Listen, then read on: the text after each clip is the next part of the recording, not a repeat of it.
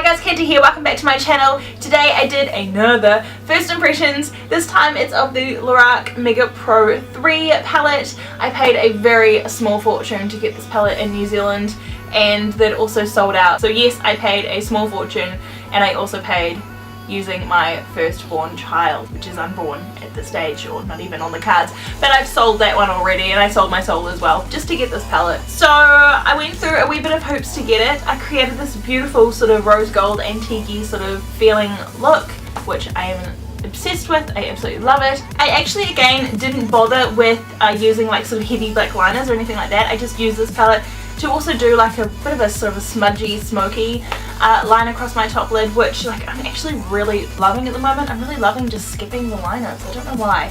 It just feels good to have a break. So anyway, if you want to see how I created this, what shades that I used and how I feel about this palette, and me justifying why you should buy this palette or why you shouldn't, then just keep watching. So here is the beauty. So I've been really tossing out like which colours I'm going to use, so I think I'm basically just going to wing it. So I've already primed my lids as well, so I'm just going to put a cream shade all over my lid. I'm going to use this cream shade called Crepe. I'm just going to pop that all over as per usual. So now I'm going to take the second shade in, and this shade is called Toffee, and I'm just going to pop that in my crease, and I'm going to put that quite high in my crease as well. There's a wee bit of kickback from the palette I'm noticing already, so it's a bit of a bummer. I'm now going to take the next shade, and this is called Maple, and I'm going to pop this one in my crease as well. Now I'm going to drop down to a slightly more tapered crease brush, and this is the Morphe M433, and I'm going to take the next darkest shade called Bark, and it's kind of like, it's definitely like a warm dark brown.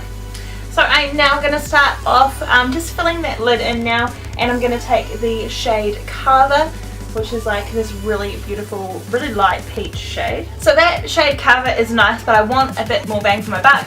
So I'm going to be using my MAC Fix Plus, and I'm just going to spray my brush like I do sometimes, most of the time, and pop that on the same place that I just put it, just to try and give it a bit more oomph. I'm just following that sort of cut crease line around too, to give it just sort of a soft cut. So now I'm just going to fill in the outer third, I suppose I'm going to be doing, outer half, and I'm going, I don't know what to use. I think I'm going to use the shade, I really want to use Rust. What about this one? Pink bronze is quite nice. Going to use the shade Rose Quartz, which is this gorgeous one down here.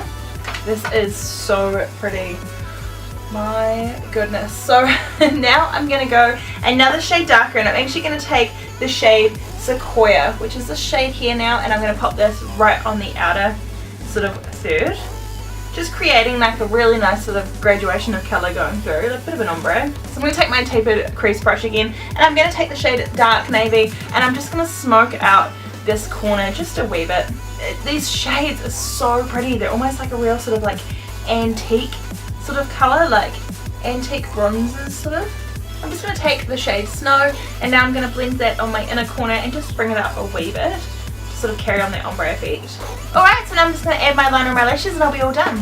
So here is the final look. I've kept my lips a real sort of antique rose goldy shade, and I've done that by using Tootsie from Colourpop lipstick, but I also put a little bit of the Kylie Metal Matte lipstick, and this one's King K. I put a little bit of that over top as well, which has just created this gorgeous sort of rose gold shade.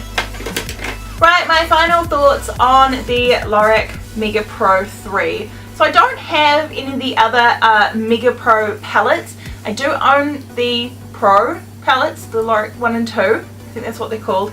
And to be honest, they're sort of in the bottom of my drawer, and I don't actually really reach for them too often, which is a real shame because I've remembered how amazing the pigmentation is of the Lorac shadows. They're just absolutely stunning, and this palette is just really, really pretty. Like, it's just such a girly, pretty, almost bridal, I feel, palette. Like, I feel like this would, yeah, this is just beautiful. Like, I'm here justifying to you why you should have bought it, because I don't think it's for sale anymore. So I am absolutely in love with this palette. I am in love with this look that I've created. So if you enjoyed this video, then please give it a big thumbs up. Don't forget to hit that subscribe button because it really helps me out and I really appreciate it, and you'll be seeing my face in the next one.